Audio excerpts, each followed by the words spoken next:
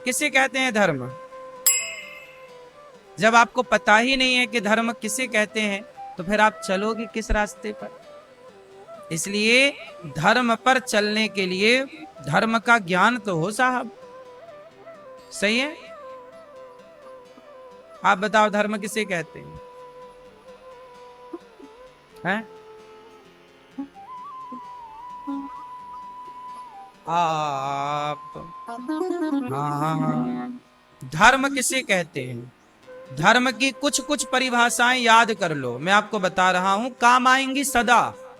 जो आप ज्ञान लेंगे वो ज्ञान सदा आपके काम आना है। आप यहाँ आज बैठे हैं, कल आप यहाँ आए ना आए, सुने ना सुने, पर बातें सदा काम आएंगी। सुन लो बहुत इत्मीनान शांति से चित्त लगाकर। धर्म किसे कहते हैं?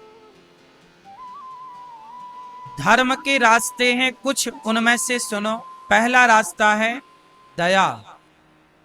दया को ही धर्म कहते हैं। दया धर्म का मूल है। दया किसे कहते हैं? धर्म को। जिसके भीतर दया है, जो दयावान है, वही तो धर्मात्मा है। उसी के पास तो धर्म है जिसके भीतर दया है। इसलिए आज लोगों के भीतर दया नहीं है।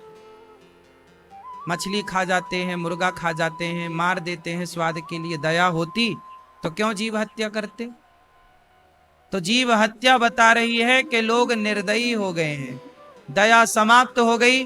दया समाप्त हो गई मतलब धर्म समाप्त हो गया। क्यों भैया? दया समाप्त हो गई मतलब धर्म समाप्त हो गया। दया ही नहीं तो धर्म क्या? तो आज धर्म कमजोर पड़ गया। क्योंकि क्या कमजोर पड़ गई? दया। इसलिए कहता हूं, जमाना अपनी दया छोड़ दे तो छोड़ दे भैया, आप लोग अपनी दया ना छोड़िए। दया सब पर करिए। दया, हमारे देश में इतनी दया थी, इतनी दया है कि आज देखो ना, हम सनातनियों की दया। हमारे यहाँ दीपावली आती है तो दीपक जलते हैं, होली आती है तो रंग लगता है। हमारे यहाँ किसी भी त्योहार, पर्व, उत्सव में किसी की हत्या नहीं होती। ऐसा नहीं होता कि आज हमारी दीपावली है चलो बकरा काटते हैं, आज हमारी होली है चलो बकरा काटते हैं। नहीं, हमारे यहाँ किसी भी त्योहार में किसी की हत्या नहीं होती। होती है? जो लोग बकरे की बलि मंदिरों में चढ़ाते हैं, कुछ हिंदू वो मनमाना आचरण कर रहे हैं। शास्त्र कहीं परमिशन नहीं दे रहा है। यदि हिंदुओं में बलि चढ़ाने की परंपरा होती तो सारे हिंदू चढ़ाते ना। दीपावली में सब क्या चढ़ती, होली में सब क्या चढ़ता, पर नहीं चढ़ता। इसका मतलब हमारे यहाँ अहिंसा ही परमो धर्म। वेद क्या कहते हैं? वेद का वाक्य है, बोलो मेरे संग, अहिंसा ही परमो धर्म।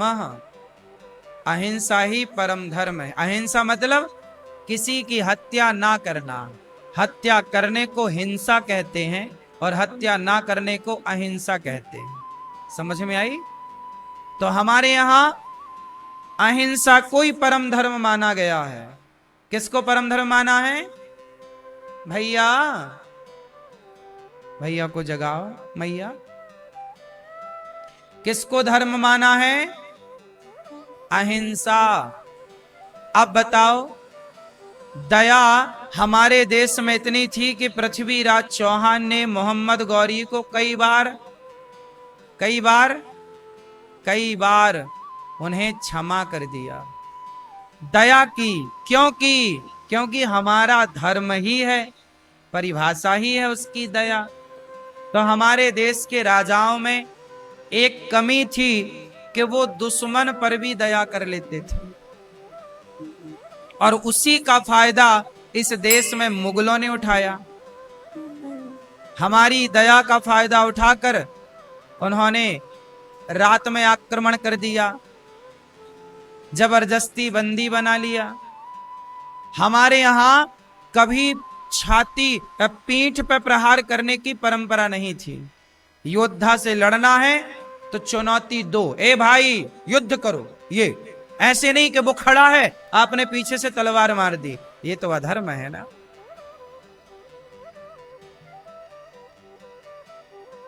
संभाजी को छल से ही तो पकड़ा था, नहीं तो कहां मुगलों की औकात थी, ताकत थी कि वो सामने से पकड़ पाते।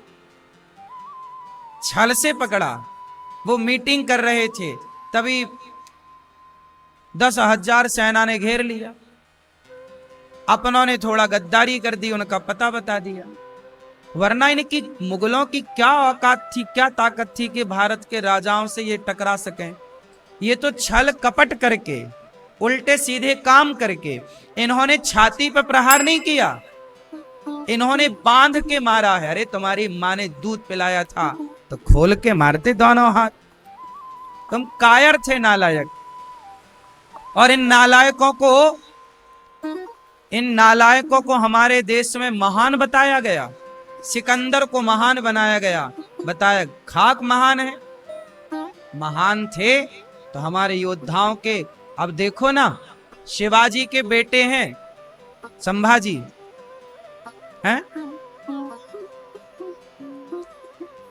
अब उनको बंदी बनाया और पकड़ के उनके नाखून नोच दिए, आंखों में सरिया डाल दी, शरीर के टुकड़े टुकड़े कर दिए। अरे तुम्हारी माँ ने दूध पिलाया होता तो आमने सामने से लड़ते ना।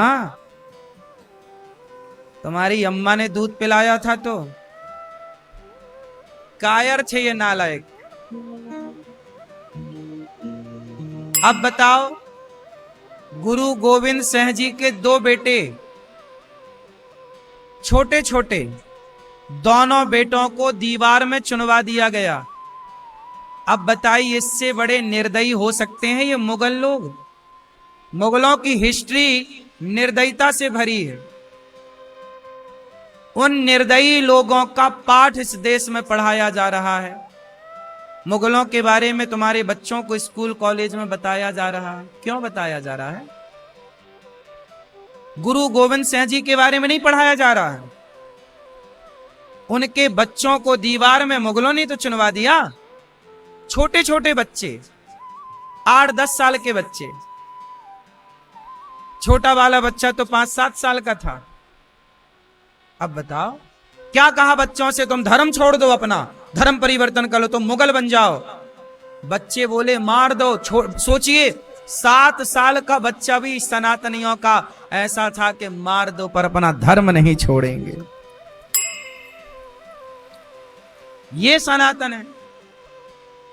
ऐसे रक्षा हुई है सनातन धर्म की।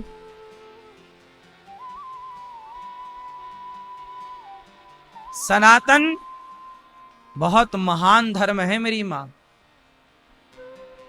दुनिया कैसे महान हो सकती है? तुमने छोटे छोटे बच्चों को मार दिया।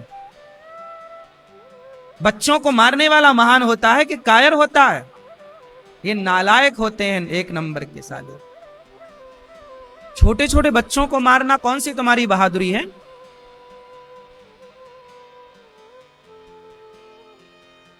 लेकिन इस देश का दुर्भाग्य देखिए कि मुगलों को महान बताया गया हमारे सिलेबस में, पढ़ाई में।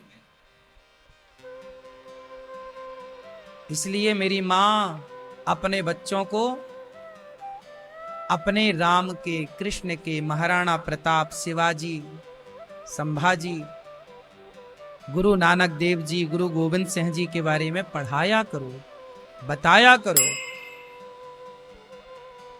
झांसी की रानी दुर्गावती, अहिल्याबाई, इंदौर की महारानी अहिल्याबाई है, अहिल्याबाई होलकर। इनके बारे में अब जानने वाले लोग कम है, आज के बच्चे नहीं जान रहे हैं। बताओ, भारत का इतिहास पढ़ाओ। जो अपने इतिहास को भूल जाता है, सोचिए कि गुरु गोविंद सिंह जी के बच्चे दीवार में चुनवाए, वो धर्म नहीं छोड़े। और आजकल का हिंदू 5,000 रुपए में, 2,000 रुपए में धर्मांतरण करने को तैयार है। पैसे ले ले करके धर्मांतरण कर रहा है। इनको पता ही नहीं कि धर्म की कीमत क्या है, धर्म क्या है।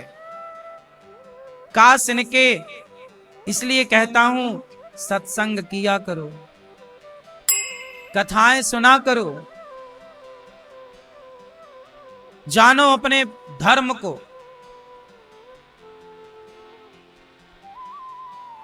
अभी एक छावा करके मूवी आई है, उसमें शिवाजी के बेटे संभाजी के बारे में पूरा इतिहास है। मैं पहले भी कथाओं में ये सब चीजें बताता था, लेकिन ये चीजें पढ़ाई जानी थी हम सबको। पढ़ाए होते ना तो हमारे रग रग में खून चलता नहीं, दौड़ता। पढ़ाए ही नहीं कुछ। महान गाथाएं जो हमारे राजा महाराजाओं की रही हैं। 13 साल की उम्र में युद्ध लड़ना शुरू कर दिया। 13 साल का बच्चा जीत गए संभाजी। पहला युद्ध उनका 13 साल में। क्या शिक्षा रही होगी। 13 साल का बच्चा युद्ध करके जीत गया, और मुगलों से 40 बार युद्ध जीते हैं, एक बार भी युद्ध नहीं हारे। वो तो धोखे से पकड़ लिया। अब हम सो रहे हैं और तुम तलवार से हमारी गर्दन काट दो, तो ये तुम्हारी कोई बहादुरी है क्या।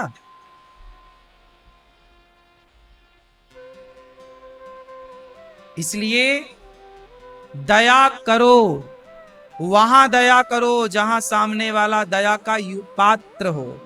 सामने वाला दया का पात्र ना हो तो बिल्कुल दया करने की जरूरत नहीं है। पृथ्वीराज चौहान ने जरूरत से ज्यादा दया की। मोहम्मद गौरी को 17 बार छोड़ा और उसने पकड़ा, एक बार भी नहीं छोड़ा। तुमने 17 बार दया की, उसने एक बार भी नहीं की।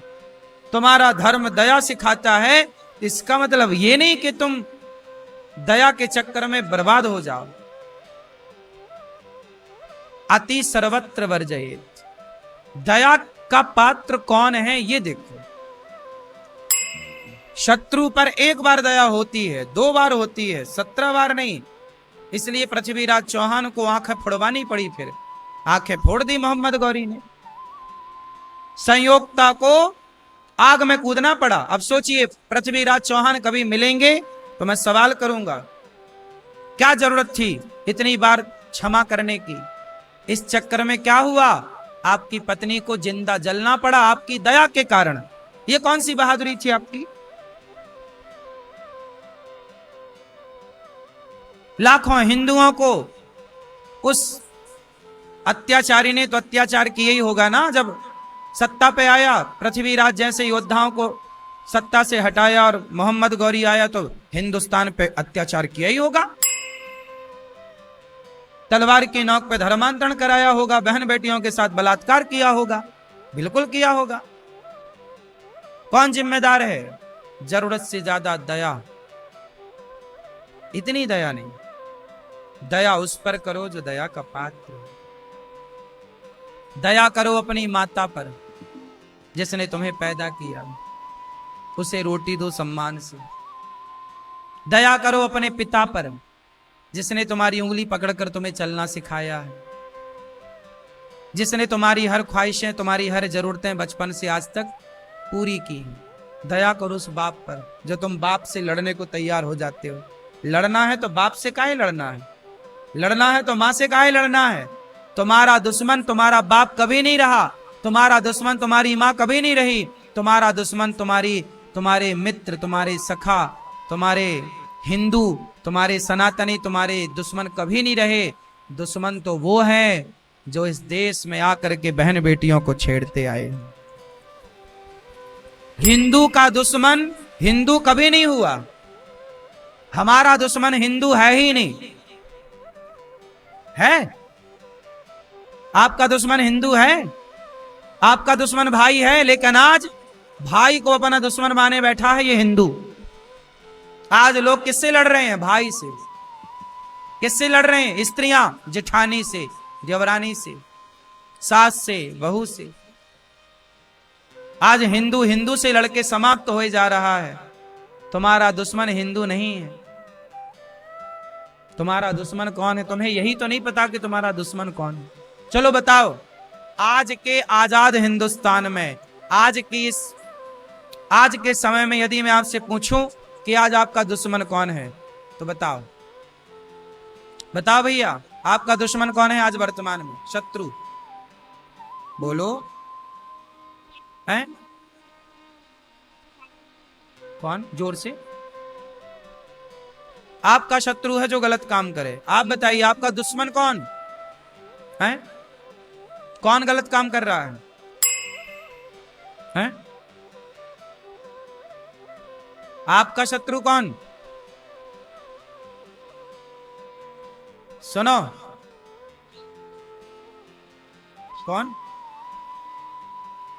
आलस्य। सुनो, हमारा शत्रु कौन है? हमारा शत्रु है आलस्य। तो है ही, जो आपने कहा सही कहा, बिल्कुल सही है। हमारा सबसे बड़ा शत्रु है छुआछूत।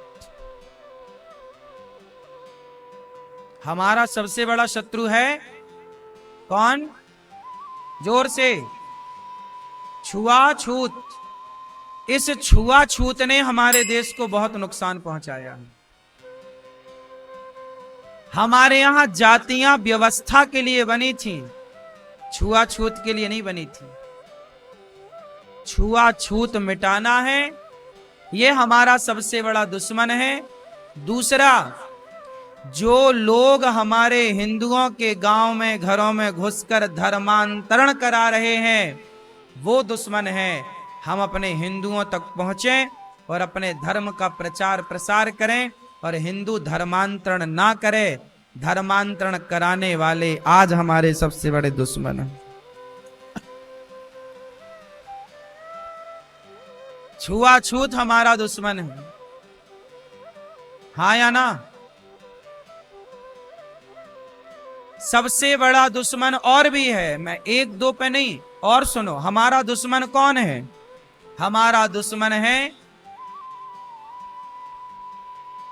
बेरोजगारी। हमारा दुश्मन है हमारा जरूरत से ज्यादा स्वार्थी हो जाना, आलसी हो जाना। आज का युवा इतना आलसी है, इतना आलसी है, कुछ करना ही नहीं चाहता। गाना गाएगा, हम बड़े रोजगार हैं, बड़े बेरोजगार हैं, हम बड़े बेरोजगार हैं, सब गाना गा रहे हैं। युवा कौन सा गाना गा रहा है? हम बड़े बेरोजगार, बेरोजगारी का गाना। ये बेरोजगारी का गाना ना गाओ। हम कहते हैं युवाओं, अपने आप को इतना तपाओ, इतनी मेहनत करो कि आपको नौकरी लेने वाला ना बनना पड़े। आज सारे युवाओं को क्या चाहिए? नौकरी। मैं आप युवाओं से कहता हूं कि नौकर बनके क्या पाओगे? पढ़े लिखे हो, योग्य हो, तो नौकरी लेने वाले नहीं, नौकरियां देने वाले बनो। रोजगार लेने वाले क्या, रोजगार देने वाले बनो। आपका दुश्मन कौन है? आपकी वो सोच जो आपको नौकर बनाना चाहती है। वो लोग आजकल, कल मेरे से एक भाई ने प्रश्नोत्तरी में कहा कि मेरी मां चाहती है कि मैं नौकरी करूं। गुरुजी क्या करूं कि नौकरी लग जाए? मैंने कहा उसको कि भाई नौकरी के चक्कर में ना पड़ो, तुम बिजनेस क्यों नहीं स्टार्ट करते, कोई काम क्यों नहीं करते, भले छोटा हो पर खुद का होना चाहिए। दूसरे के चौखट पे जाना नौकरी होती है साहब, तुम्हारी चौखट पे कोई आए वही वजनदारी होती है। तुम क्यों जाओ किसी के द्वार पे, भैया हमें काम दे दो, तुम कहो कि आओ भैया हमसे काम लो, 4-6 लोगों को रोजगार आप दो, 4-6 लोगों का चूल्हा आपकी बदौलत जले। ये समझदारी है, ये शिक्षा है। ऐसे क्या तुम पढ़ लिख करके नौकर बन गए? इतना पढ़े लिखे पर बने क्या? 2 कौड़ी के नौकर। अरे पढ़े लिखे हो तो नौकरी दो ना। बताओ नौकरी लेने वाला बड़ा कि देने वाला बड़ा? बोलो। लेकिन आजकल माँ बाप क्या बोल रहे हैं? बेटा नौकरी करो, पाठ पढ़ा रहे हैं, नौकर, सबको नौकर बनना है। पूरे भारत के युवाओं को क्या बनना? नौकर। सबको पढ़ लिख के क्या बनना? नौकर। पढ़ काहे के लिए रहे? नौकर बनने के लिए। आग लगे तुम्हारी ऐसी पढ़ाई में जो तुम्हें नौकर बनाए? अरे पढ़ाई तो वो है जो मालिक बनाए। चंद्रगुप्त को पढ़ाया, चंद्रगुप्त को चाणक्य ने पढ़ाया ऐसे कि सम्राट बना के बिठा दिया। आपकी पढ़ाई आपको सम्राट बनाए, आपकी पढ़ाई आपको विकसित करे, बड़ा करे, तब तो पढ़ाई का मतलब है। नौकर ही बने 50,000 के, 1 लाख के, तो क्या करें? 1,50,000 के नौकर बन भी गए तो क्या पा लिया? क्यों जी? इसलिए मेरी बुद्धि कहती है यार नौकर तो ना बनो कम से कम। आप तो बहुत ज्यादा पढ़े लिखे हैं।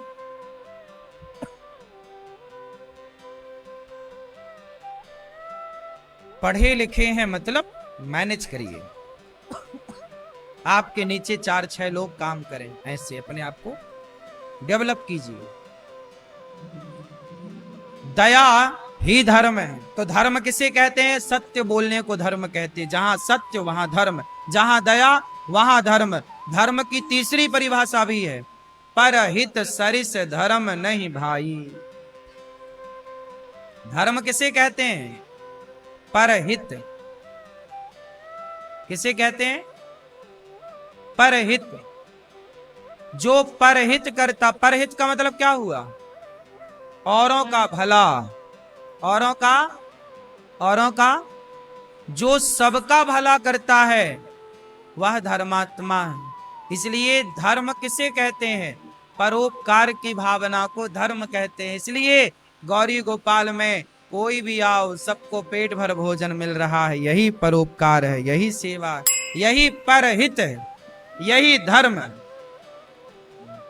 वृद्ध माओ को आसरा मिल रहा है, क्या है ये? परहित है। लोगों का क्या है? आप लोग भी हित कर रहे हैं, आप लोग सहयोग कर रहे हैं माओ के लिए, भोजन के लिए, तो आप लोग भी परहित कर रहे हैं, यही धर्म है। किसी भूखे को रोटी खवाना, प्यासे को पानी देना, निर्वस्त्र है तो वस्त्र देना, बेसहारा है तो सहारा देना, भटका है तो रास्ता बताना, यही धर्म है। ये सब कुछ धर्म की श्रेणी में आता है। मैया जा रही हो? टाटा।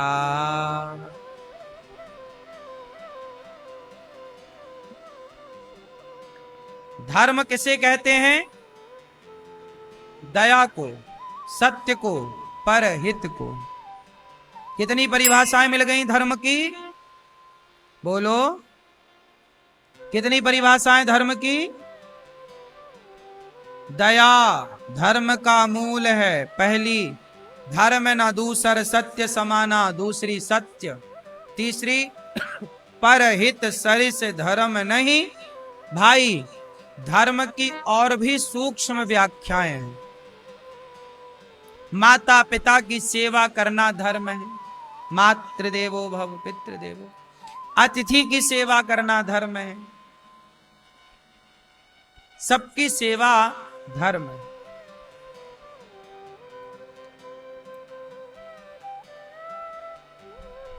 अच्छा ये बताओ, भगवान कैसे हैं? साकार की निराकार?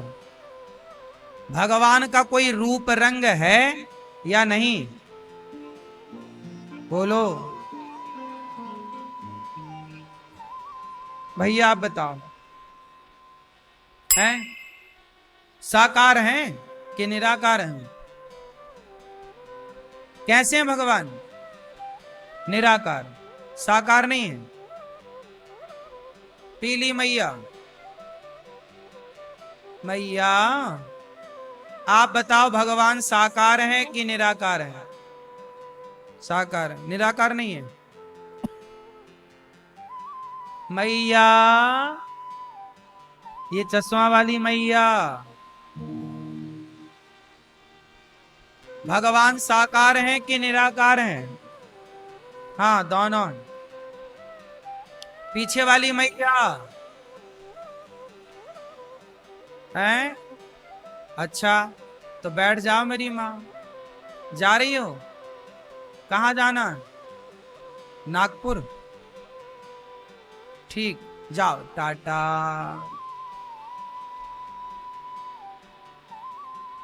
सुनो मैया, भगवान साकार है कि निराकार? भगवान सगुण ही अगुण ही नहीं कछु भेदा। भगवान साकार भी है और निराकार भी है। साकार रूप में भगवान राम, साकार रूप में भगवान कृष्ण। भगवान का एक रूप है साकार, राम कृष्ण नरसिंह वामन सब साकार रूप इनके आकार हैं। भगवान का एक रूप है साकार, जहां जरूरत पड़ती है भगवान वहां साकार हो जाते हैं। और एक रूप है भगवान का निराकार, जहां ब्रह्म, भगवान का एक नाम है ब्रह्म।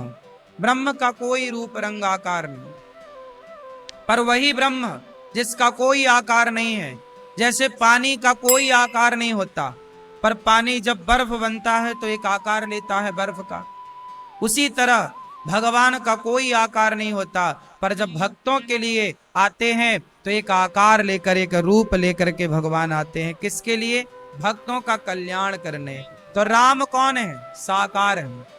कृष्ण कौन है? बोलो। साकार रूप भगवान का है ये। सगुण उपासक पर हित निरत नीति दृढ़ नेम, ते नर प्राण समान मम जिनके द्विज पर प्रेम। मैया सुनो, जिसको जाना है ना जल्दी जाओ, और बाकी बैठने वालों को सुनने दो प्रेम से कथा। जल्दी जल्दी निकलो जिनको जाना है फटाफट, ताकि आपके जाने आने में सुनने वाले डिस्टर्ब ना हो। जिसको जाना है जल्दी से जाओ, फिर कथा सुनाएंगे जो बैठे रहेंगे। चलो हाँ,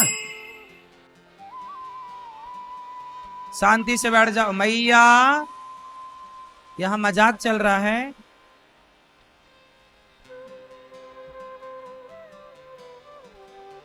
शांति से बैठो।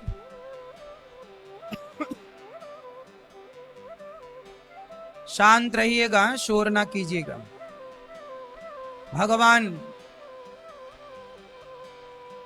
साकार भी हैं और निराकार। जहां जरूरत पड़ी साकार की, साकार हो गए। जहां जरूरत पड़ी निराकार की, निराकार हो गए। भगवान कर्तुम अकर्तुम अन्यथा कर्तुम सर्व सामर्थ्य। भगवान कैसे हैं? सब कुछ करने की सामर्थ्य है। सब कुछ करने की क्या है? वो साकार भी बनने की सामर्थ्य रखते हैं, वो निराकार बनने की भी सामर्थ्य रखते हैं। इसलिए उनका नाम भगवान है। क्या नाम है उनका? जो सब कुछ कर सकें, जो अपने को छोटा भी कर सकें और जो अपने को बड़ा भी कर सके। अणोर अणियान महतो महियान, जो अपने को साकार भी बना सकें और निराकार भी बना सकें। तो भगवान को इस बंधन में नहीं बांधना चाहिए कि मैं तो निराकार की पूजा करता हूं, मैं तो साकार की। भगवान जरूरत पड़ने पर साकार हैं, जरूरत पड़ने पर निराकार हैं। भगवान के अवतार कितने हैं? वैसे तो बहुत अवतार हैं, पर मुख्य 24 हैं। पहला अवतार भगवान का वाराह, सनकादि। पहला अवतार सनकादि, सनक सनंदन सनातन सनत कुमार। दूसरा अवतार बाराह, तीसरा नारद जी के रूप में, चौथा नर नारायण, पांचवा भगवान का कपिल देव जी, छठवा भगवान का दत्तात्रेय जी, सातवा यज्ञ भगवान, आठवां ऋषभ देव जी, नौवा पृथु भगवान, 10वां मत्स्य भगवान, 11वां कक्षप, 12वां धनवंतरी, 13वां भगवान का मोहिनी, 14वां नरसिंह, 15वां वामन, 16वां परशुराम जी, 17वें वेद व्यास जी, 18वें अवतार श्री राम, 19वें अवतार में बलराम जी, 20वें अवतार में श्री कृष्ण, 21वें अवतार में बुद्ध भगवान, 22वें अवतार में हरि अवतार, 23वें अवतार में हंस और 24वें अवतार में कल्कि। 24 अवतार कल्कि होंगे, अभी हुए नहीं। 24। एक बार क्या हुआ, वेद व्यास जी ने 17 पुराण लिखे, पर मन बड़ा अशांत था। तब नारद जी ने कहा, आप क्यों उदास हैं? बोले, हमने 17 पुराण लिखे पर शांति नहीं मिली। नारद जी ने कहा, अभी तक आपने भागवत की रचना नहीं की। आपने ज्ञान की बात तो की है, वैराग्य की बात की, पर भक्ति की कोई बढ़िया बात नहीं की, इसलिए आपका मन उदास है। नारद जी बोले, बिना भक्ति के सब शांति नहीं मिलती। नारद जी बोले, मैं पिछले जन्म में दासी का बेटा था। नारद जी पिछले जन्म में कौन थे? दासी पुत्र। इनकी माँ घर में काम करती थी एक पंडित जी के यहाँ। तभी पंडित जी के यहाँ कुछ संत जन आए। नारद जी ने उस समय संतों की खूब सेवा की, तो संतों ने उन्हें मंत्र दिया और नारद जी वही मंत्र जपने लग गए। उसी मंत्र से उन्हें सब कुछ अनुभूति होने लग गई। वो ये जान गए कि संसार में आने का मूल उद्देश्य, मूल कारण भगवान को पाना है। भगवान को पाने के लिए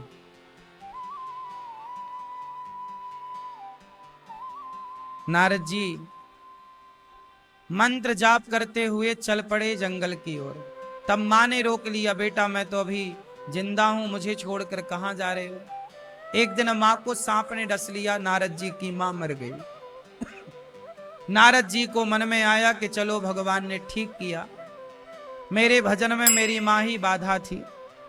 मां का अंतिम संस्कार इत्यादि सारा कार्य किया और नारद जी जंगल में गए और वहां खूब प्रेम से वही मंत्र जाप किया जो संतों ने दिया। ओम नमो नारायणाय खूब जाप किया। अष्टाक्षर मंत्र का जाप करते करते करते करते तब नारद जी को आकाशवाणी हुई और भगवान की एक झलक नजर आई। बेटा तुम्हें इस जन्म में मेरा साक्षात दर्शन नहीं होगा, पर अगले जन्म में जरूर होगा। तब नारद जी ने वो शरीर छोड़ दिया और अगले जन्म में वो दासी के पुत्र से ब्रह्मा के पुत्र देवर्षि नारद बन करके प्रकट हुए और नारद जी ने खूब भक्ति का प्रचार किया। नारद जी का क्या काम है? दिन भर नाम जपते हैं, श्रीमन नारायण श्रीमन नारायण। क्यों नाम जपते हैं? क्योंकि वो जानते हैं कि नाम की महिमा क्या है। आप लोग दिन भर क्या जपते हैं बताओ? आप लोग दिन भर क्या जपते हैं? दिन भर आप लोग जपते हैं निंदा, चुगली। जब भी आपको समय मिलता है क्या करते हो? निंदा, उसकी निंदा, जिससे आपका कोई लेना देना नहीं है। आप बातें करते हैं तीसरे की, जिससे आपका कोई संबंध नहीं, लेना नहीं, देना नहीं। क्या मिलेगा? अब मैं यहां बैठ के बात कर रहा हूं प्रधानमंत्री की, तो क्या मिल रहा है मुझे? क्यों बात करूं मैं प्रधानमंत्री की? क्यों बात करूं मैं किसी व्यक्ति की? मैं बात करूं भगवान की, मैं बात करूं अपनी कि मैं कहां बुरा हूं। बुरा जो देखन मैं चला, बुरा ना मिलिया कोई। आप लोग मैया कभी खुद की बात नहीं करती हो कि तुम कितनी बुरी हो, हमेशा आप दूसरे की बुराई देखते हैं। आजकल पूरे देश में जहां बैठो वहां राजनीति की बातें, राजनीति के सिवा कुछ नहीं है। क्या मिल रहा तुम्हें? काहे समय गवा रहे हो? नेताओं के पास जाके झंडा ही तो उठाना पड़ता, और क्या मिल रहा तुम्हें? समझदार नहीं है वो लोग जो तलवे चाट रहे हैं।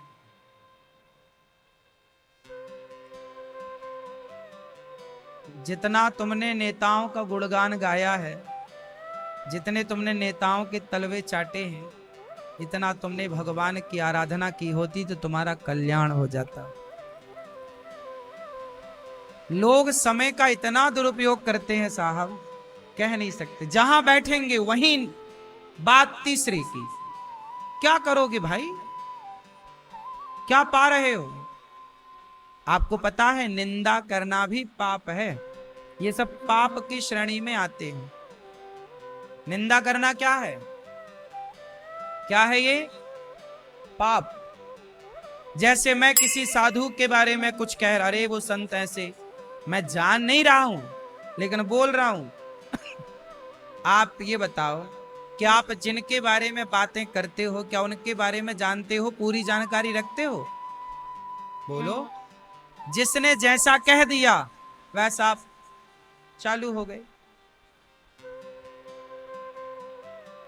यहां तक कि न्यूज में दिखाई गई चीजें और अखबार में पढ़ी गई चीजें भी कई बार सही नहीं होती। बोलो हाँ या ना। कई बार आपको लगता कि यार देखो वो गलत आदमी है, हो सकता है सबकी नजर में वो गलत हो। अच्छा, रावण की नजर में राम अच्छे थे कि बुरे थे? बोलो।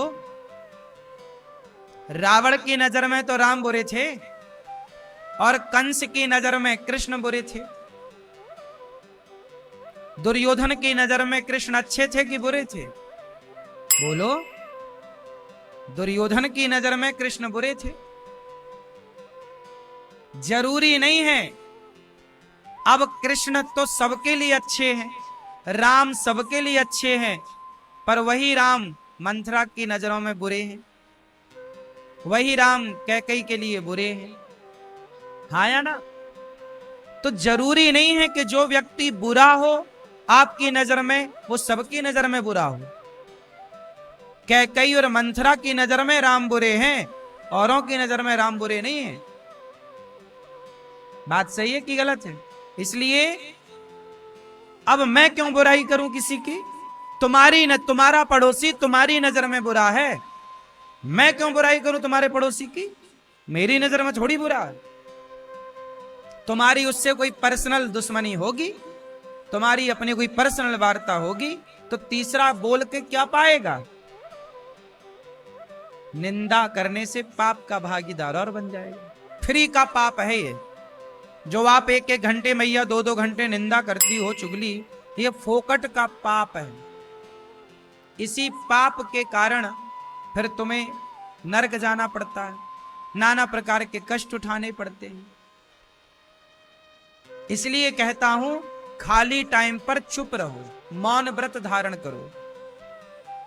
मैया आप लोग इतना व्रत करती हो, सोमवार, मंगलवार, शुक्रवार, गुरुवार, एकादशी, द्वादशी, पूर्णिमा, अमावस्या, इतने ना करो, तुम एक ही व्रत कर लो। कौन सा? मौन व्रत। यदि तुम मौन व्रत भी कर लो तो तुम्हारा घर स्वर्ग हो जाए। व्रत एक हफ्ते में 3 व्रत माताएं कर लेती हैं, पर सास से इतना बोलती हैं, बहू से इतना सास टर टर चलता है दिन भर।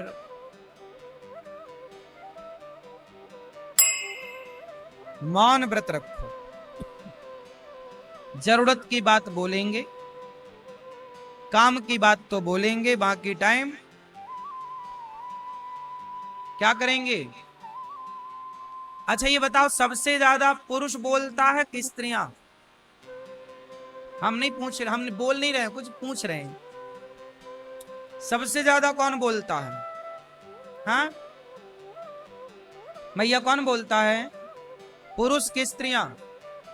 हाँ, पुरुष थोड़ा चुप रहता भी है, ज्यादा नहीं, वो भी निंदा करता है, पर पुरुष में पुरुष लोग भी निंदा करते हैं, पर वो उनमें थोड़ा कम है। स्त्रियों में निंदा चुगली सबसे ज्यादा है। ये बात सही है कि गलत है?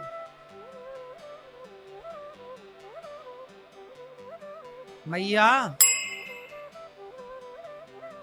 स्त्रियों को जल्दी मोक्ष मिल जाता है, लेकिन उन स्त्रियों को जो निंदा चुगली से बचकर अपने समय को भगवान के चरणों में समर्पित करती हैं, और जो निंदा चुगली ही करती रहती हैं, भगवान उन्हें चुड़ैल बना देते हैं। क्या बना देते हैं? आपको चुड़ैल बनना है, निंदा ना करना।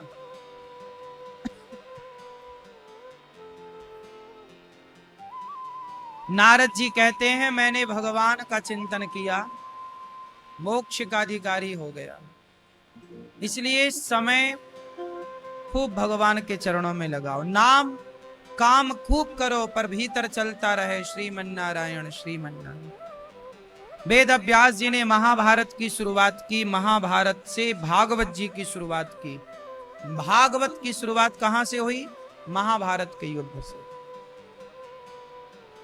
महाभारत क्या है? महाभारत किनका युद्ध हुआ? महाभारत में कौन लड़े? भाई भाई लड़े।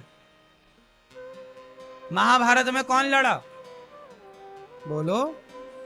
चाचा ताऊ के तो हैं, पांडु के बेटा पांडव और धृतराष्ट्र के बेटा कौरव, और धृतराष्ट्र पांडु सगे भाई हैं, एक बाप की संतान है। तो युद्ध किन में हुआ? भाई भाई में। महाभारत किससे लड़ा गया? भाई भाई से लड़ा गया। बोलो हां कि ना? ये बताओ, ये भाई भाई का युद्ध क्यों हुआ? किसके कारण हुआ? बताओ, महाभारत का युद्ध किसके कारण हुआ? महाभारत के युद्ध का मूल कारण क्या था?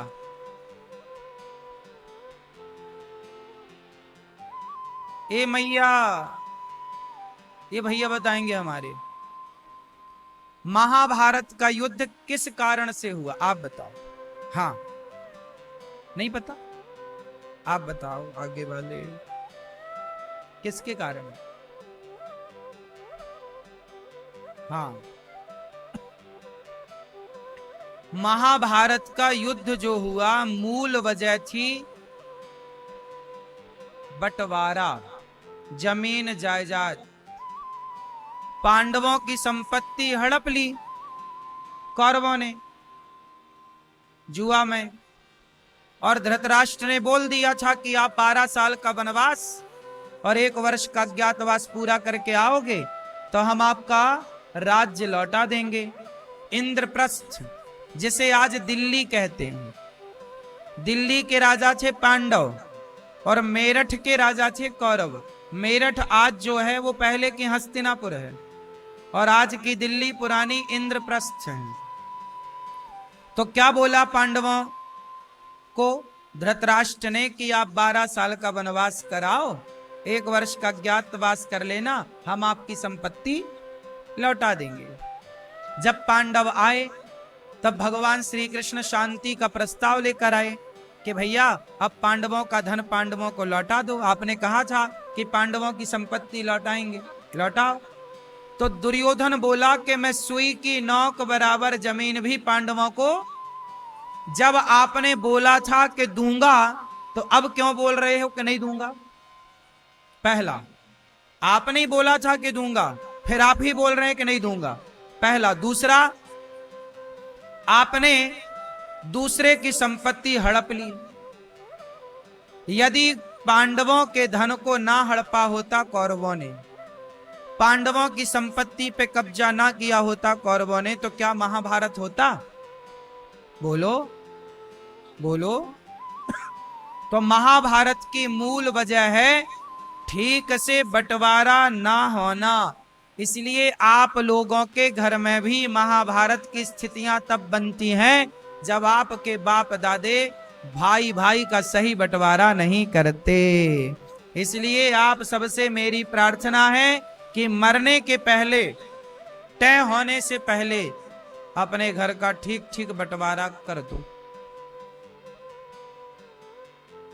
कहीं तुम्हारे मरने के बाद तुम्हारे बच्चे आपस में ना लड़ जाएं, मर ना जाएं।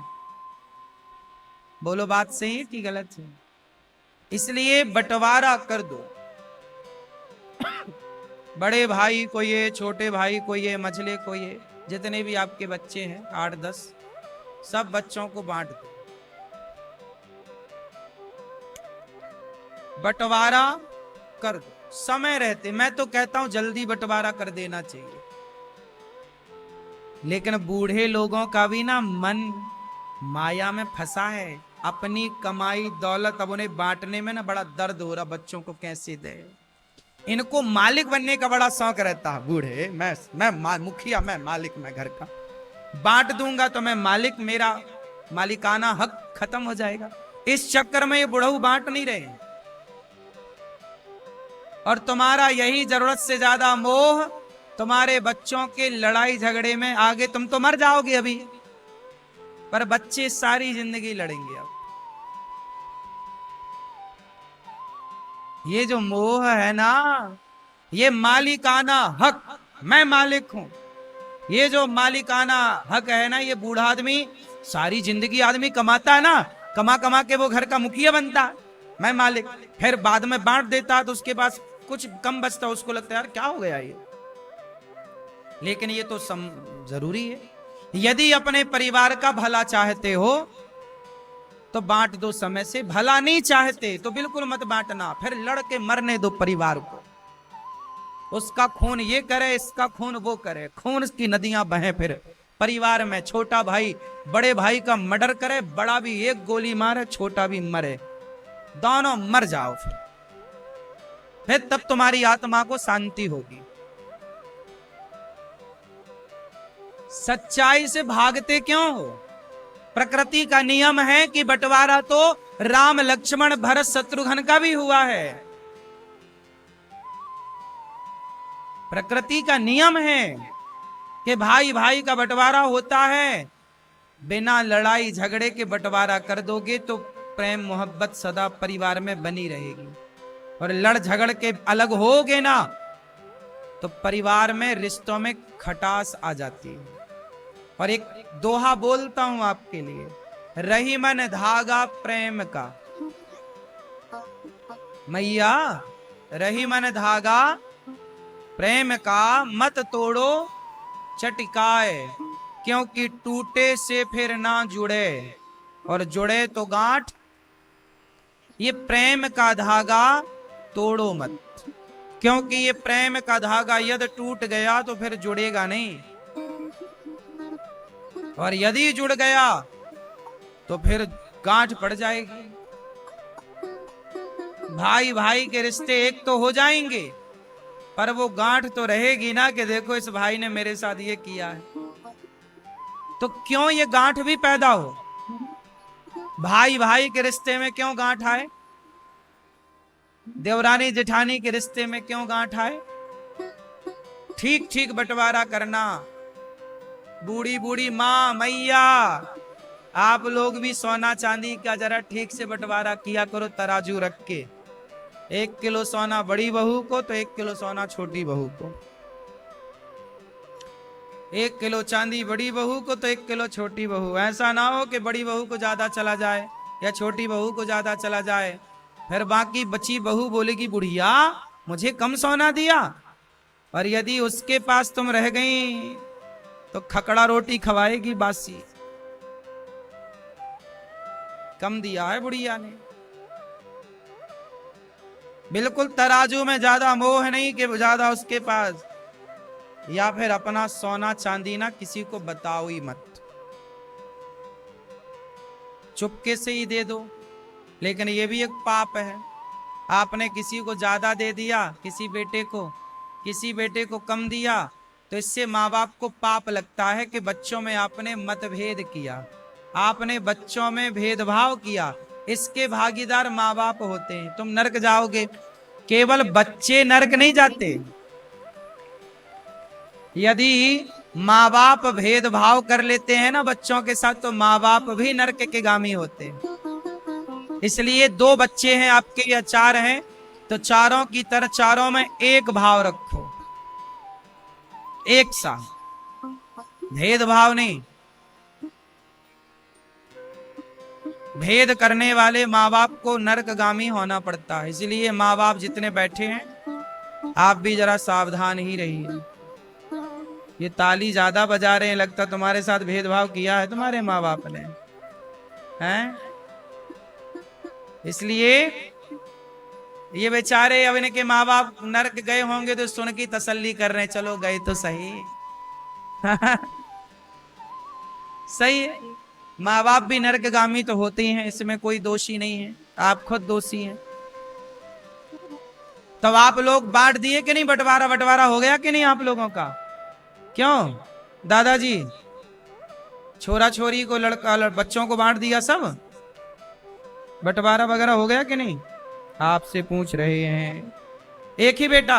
बढ़िया, ये अच्छा है, एक वाले बांटने ही नहीं है, बाकी लोग बांट देना। मैया अभी तुमने नहीं बांटा? ये मैया नहीं बांटा अभी तक? बांट दिया है? सब बांट दिए। वो सोना वोना रखना 4-6 किलो अपने पास बचा के, बहू सेवा करती रहेगी इसी बहाने।